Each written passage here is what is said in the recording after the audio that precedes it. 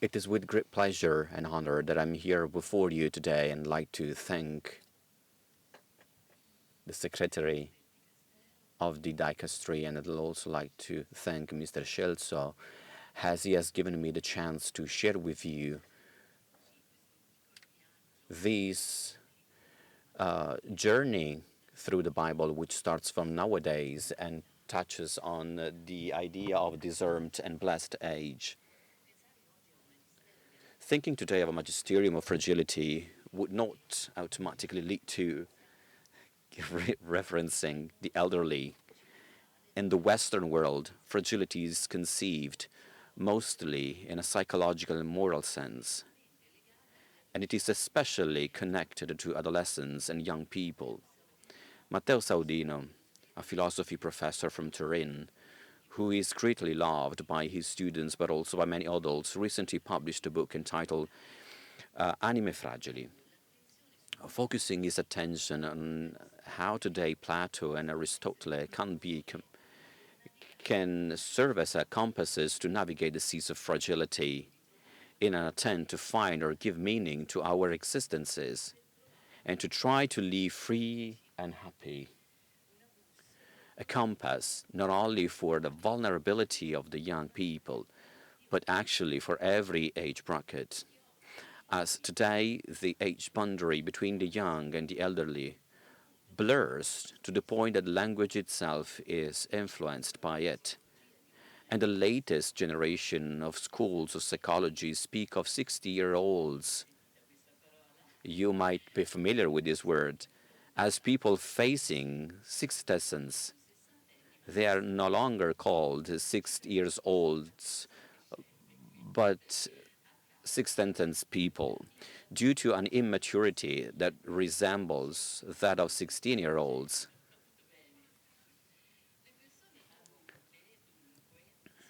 Adults range between 60 and 80 years old, and then we can simply speak about old age. But this does not happen everywhere, and this doesn't apply to Washington, for instance. It's a new terminology which forced us to embrace a new meaning, as well as the turmoil of the main feature of life. Even in Europe, these stages were punctuated by natural paces, so that childhood ended when the body underwent its development, preparing itself in the short bridge of adolescence for adulthood, even if chronologically almost infantile to our modern eyes, which meant that of motherhood and fatherhood. For in the Bible, when the girl is 12 years old, she has to um, sh- she will marry to her husband, and then uh, grandchildren could arrive even before one turned 30. So now, therefore, not only is everything delayed in time, but also radically changed.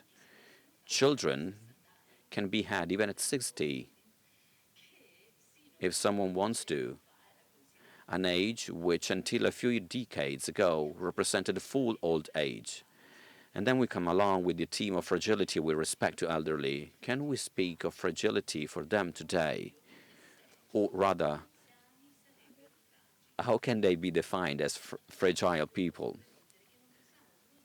It is now necessary for us to premise that we cannot produce a flat magisterium based on chronological age that can be applied to the entire world and to the widely differing human, social, and cultural conditions of the elderly everywhere in the world. 70-year-olds in Rome cannot even be compared to those in Sudan or those in Mongolia. And if we exclude the greater physical vulnerability compared to a young person, which can in some way unite them, since obviously illness and physical weakness strike more than advanced age, these can actually may deviate from different cultures. But we also understand that we have many differences between cultures regarding the experience of old age. In the Western world, old age is even seen as a taboo, and the word itself is to be avoided in a formal etiquette. This is a clear sign of what the sharp Italian theologian Armando Matteo explained very well in a book entitled Tutti muoiono troppo giovani. Come la longevità sta cambiando la nostra vita, la nostra fede. He says that no one among us, citizens of the advanced West, accept any longer to be considered old.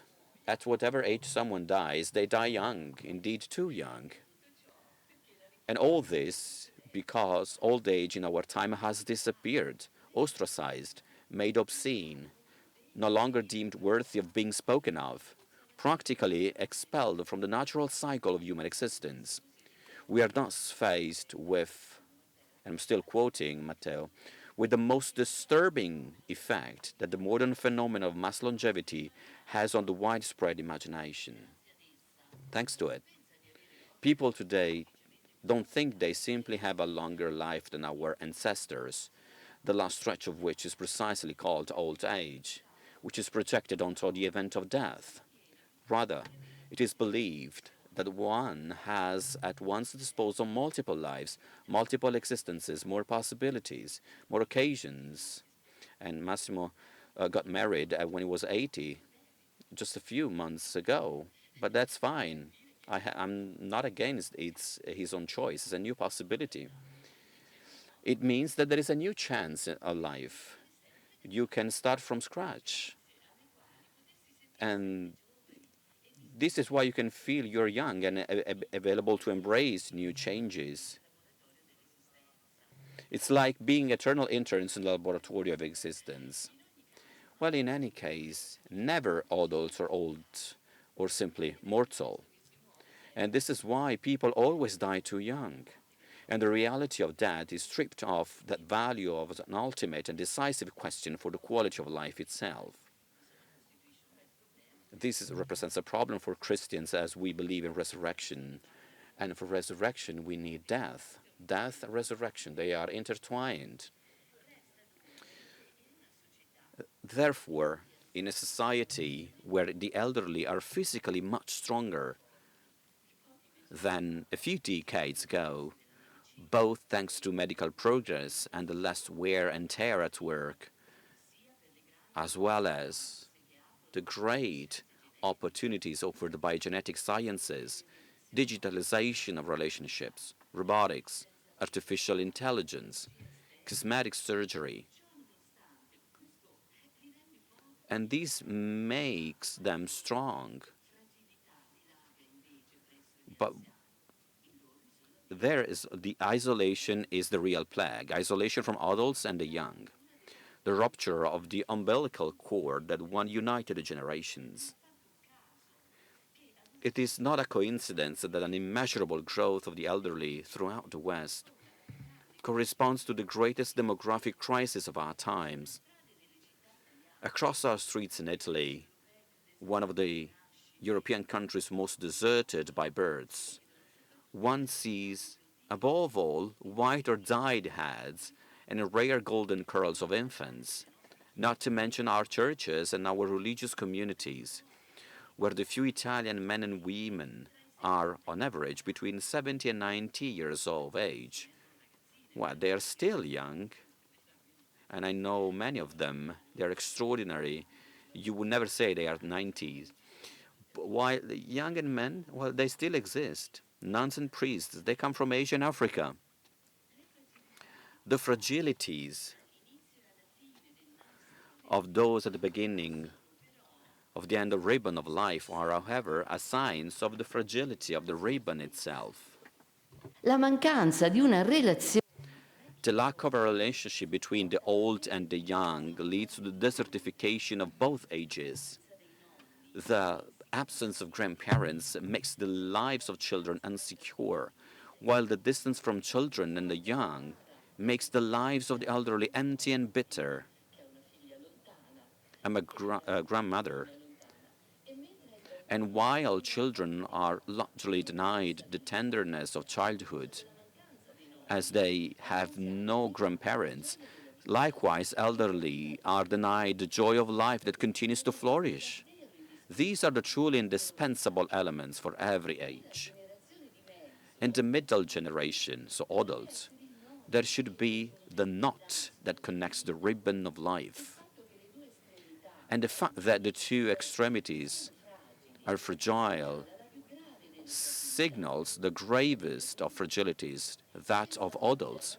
Without connection of love and alliances, fidelity and memory, adults suffer from the most devastating fragilities, compromising the stability not only of their families, but also of our social and political communities.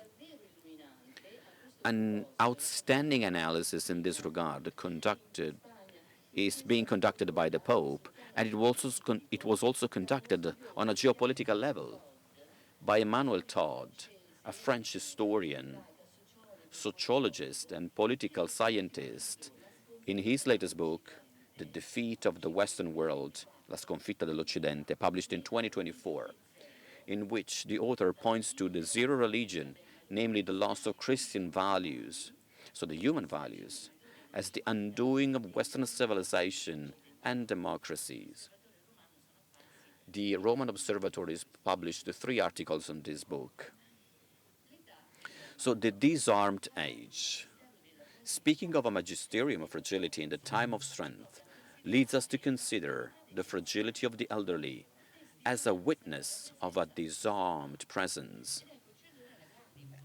And here we come along at the great importance, the preciousness of the elderly in the human community, in society and in church.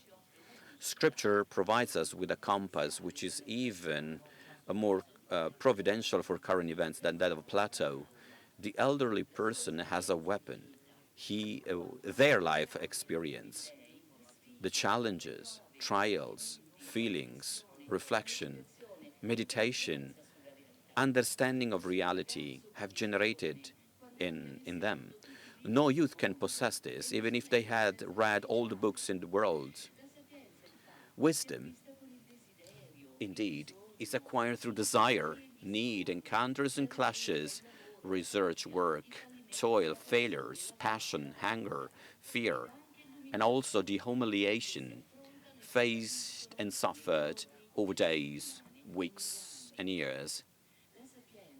Wisdom is, as Banderas said in Spain and Madrid some days ago by quoting Sant'Agostino, he said, "We are the temples. Temples make human beings. That's the point." So the old person generates the future. Wisdom is the true strength of every mortal man, preferable to any other weapon, quote and unquote, available to humans.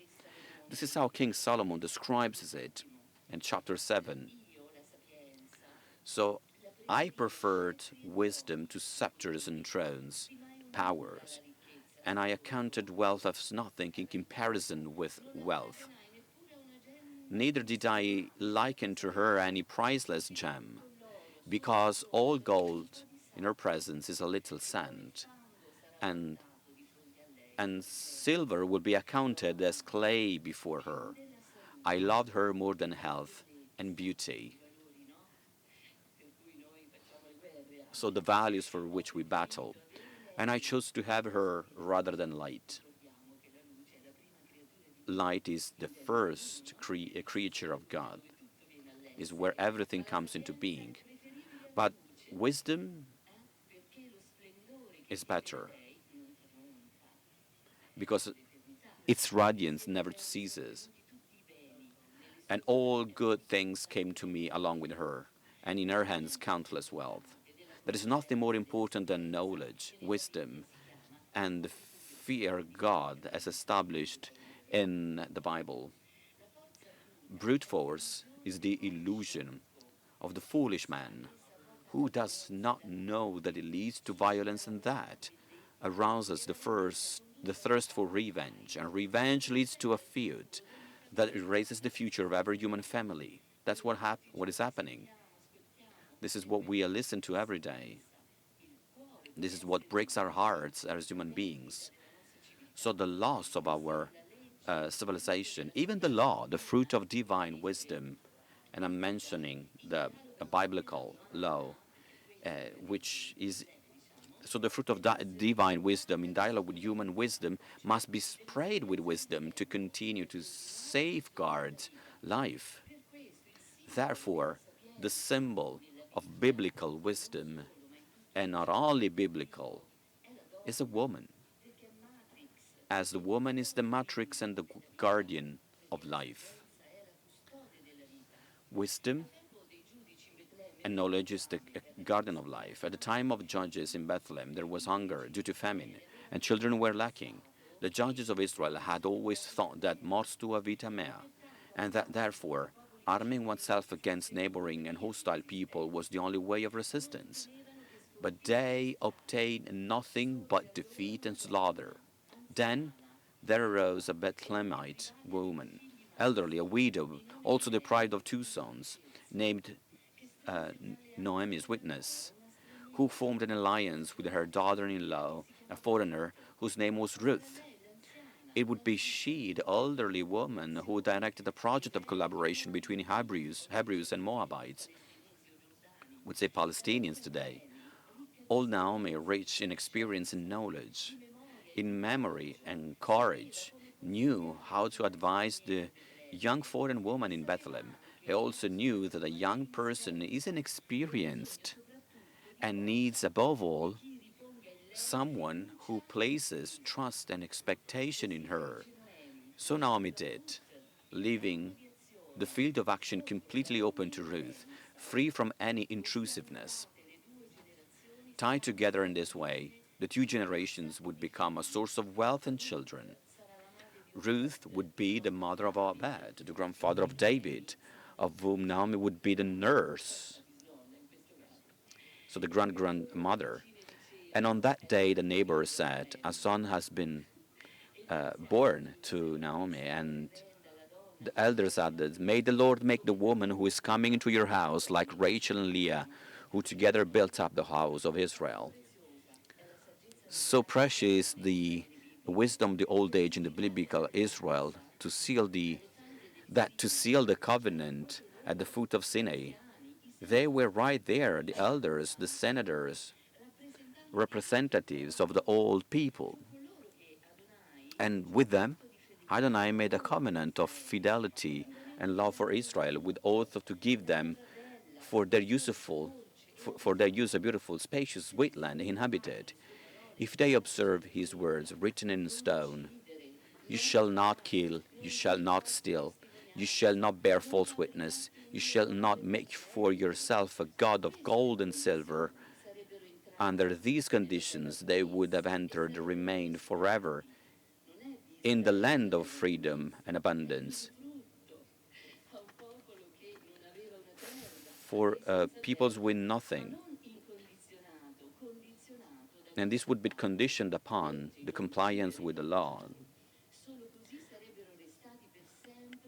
They would have lived forever in the country of freedom and abundance. It was the elders who committed themselves to doing all this and to transmitting to their children and grandchildren what they themselves had received and signed. With mother and father, God established the alliance. Upon their word, the future of the people of Israel was born and established from generation to generation.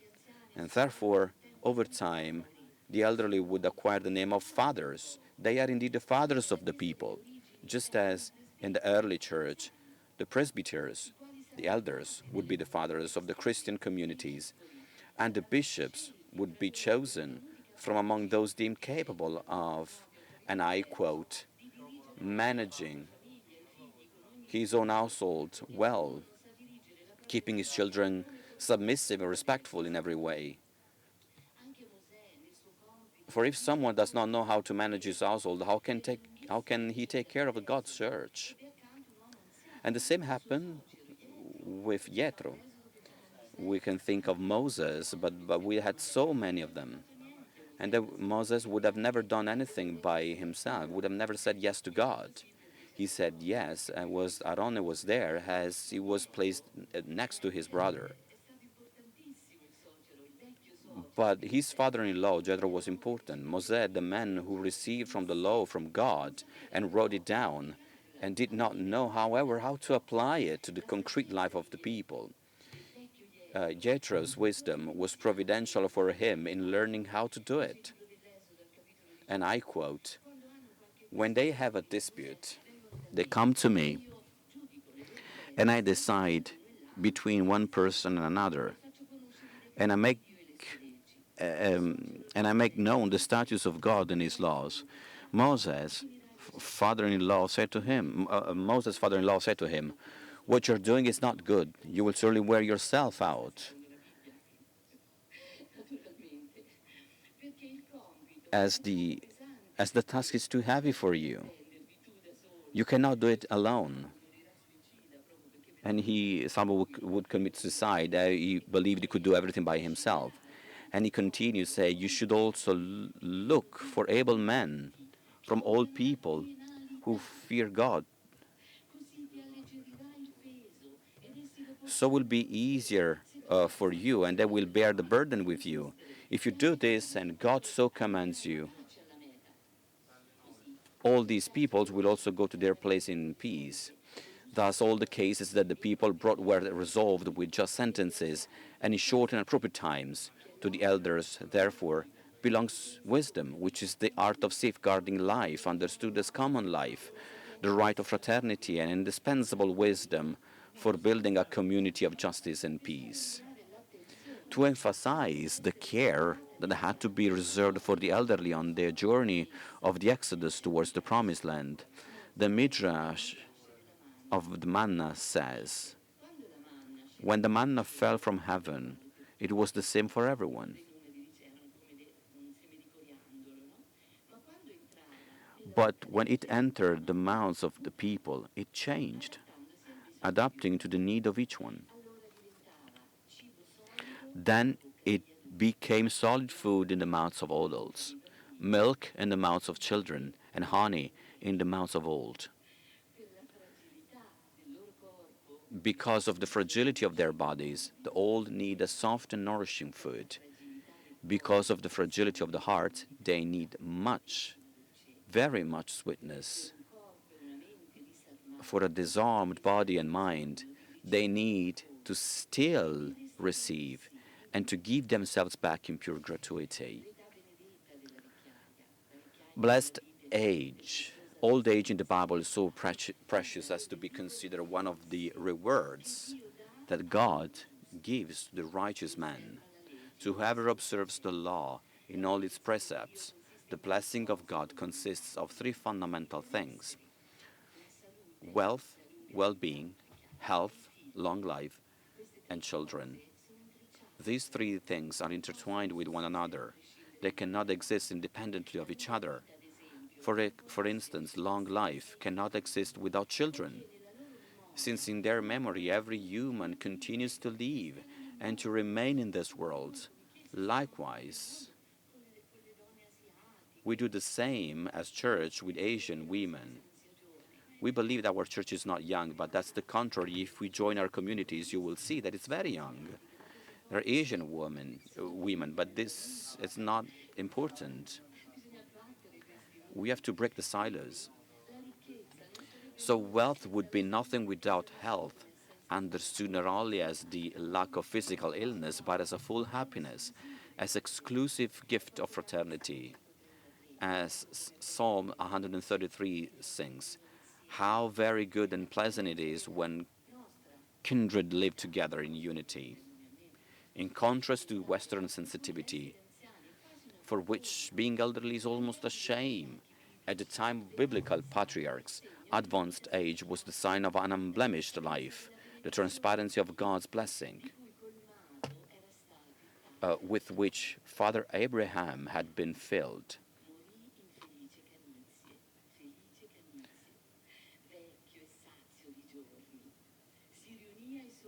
And he joined his people, and his son Isaac and Ismail buried him in the cave of Machpelah and in the field of Ephron and son Zohar the Hittite, east of Mam. So it's to make the time of gray hair the opportunity for reconciliation, a seed and a womb of peace.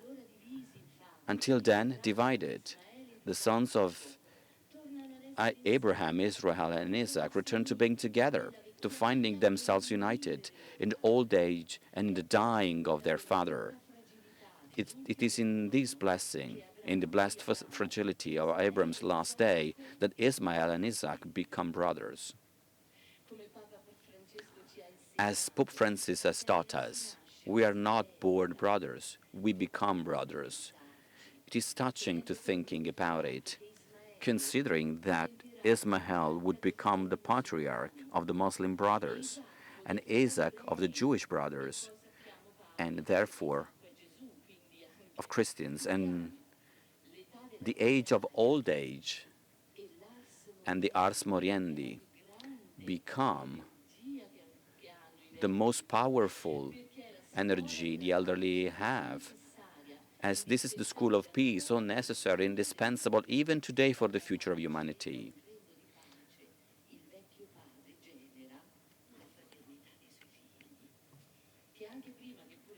Even before that, I mean, he generated them not united, so it was not father and among the crowds following Jesus. Peace is the object of the testament of righteous man. Jesus, too, in the Last Supper with his disciples, made an immense farewell disclosure to them, the concern of which was only one, that they may become completely one. He gave his body to be eaten and his blood to establish with them and among them the covenant of peace. Jesus as father and mother of these children. He died on the cross to reunite those who were near with those who were far off. Heaven with earth, righteous with sinners, making peace to generate the new Adam, the new humanity. Opening the long procession of the crowds that had followed him were precisely two elderly people, Simeon and Anna. I think you would remember them. When Jesus was still an infant, they had gone to see him at the temple. They were the body and voice of that people that had become elderly in waiting, of all those who had kept watch for years, waiting for the consolation, the visit of God, waiting and trusting in the arrival of a child, of a creature in whom they could be born from above. The fragility of that man when he is old, like Nicodemus opens a trace of light in the night, is the metaphor of prophecy. One becomes sentinel of the morning when the hours grow smaller and longer. As elderly sleep less and hours seem timeless, like the sleep of the old, which almost naturally translates into a dream, as it is written in the prophet Joel. After this I will pour out my spirit on all flesh. Your sons and your daughters shall prophesy. Your old men shall dream dreams, and your young men shall see visions. The dreams of the old and the visions of the young become thus the voice of the prophets, sentinels of the dawn of the world. Mary, too, the mother of Jesus, feels the "Here I am" rise in her heart because of visceral bond with an elderly woman, Elizabeth. If the angel Gabriel had not revealed to her that her relative was already expecting a child in her 6th month, who knows if Mary would have been convinced to give her yes. Providential is the role of barren wife, the priest Zachariah, who had praised the Lord for having taken away the disgrace among men, making her a mother in her old age, giving her an unhoped for gift of God, which means John. John means gift of God. For nothing will be impossible with God, the angel reveals to the young girl of Nazareth. And here is the knot that binds the young woman to the elderly woman, the faith in the impossible. That is to say, life that springs from impotence, the flower that blooms in the emptiness of the desert, the tenderness of the twig that breaks the hardness of the trunk. Old age becomes the garden of the impossible, where young boys and girls will return to play.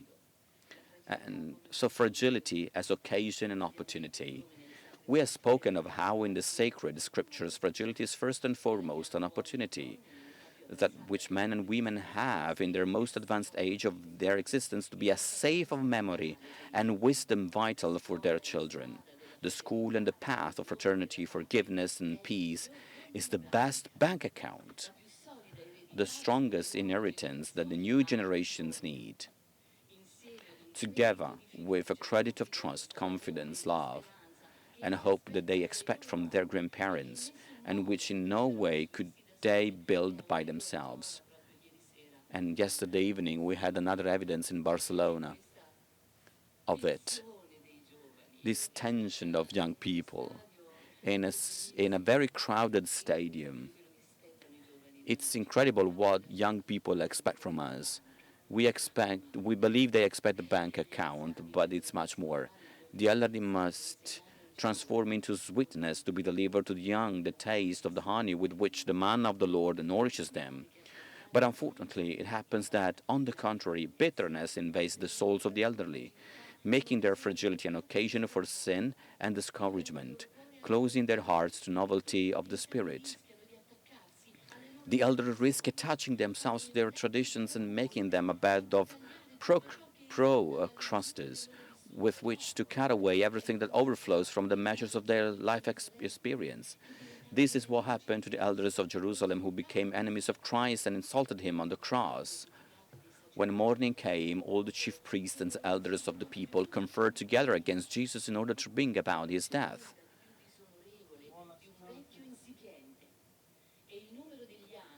And the number of years is not enough to make the person worth of honor.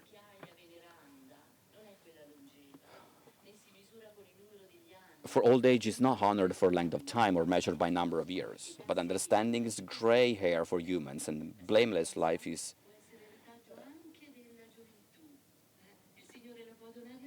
Wisdom can indeed be the heritage also of youth, and to enter the kingdom of heaven, one must return to being like children. And the Apostle Paul recommends that they shine in the existence of virtue. Tell the older men to be temperate, serious, prudent, and sound in faith, in love, and in endurance. Likewise, tell the older women to be reverent in behavior, not to be slanderers or slaves to drink. They are to teach what is good, so they may encourage the young women to love their husbands and children. Truly important advice for the many elderly who today still cultivate corruption, private economic interests, exasperated narcissism, and even claim to carry out roles of power in every field, using force, violence, lies, and war. To bury in this way in their winter, as Massaro wanted to do with his stuff, the cradle of a new spring, making a clean sweep of the future of their children and their countries, refusing to make room for a new spring, claiming to enclose the risen one in the tomb, something that is not recommended, as it will never succeed. We have 24 elderly symbolizing the eternity of God, and they symbolize the bridge towards the heaven.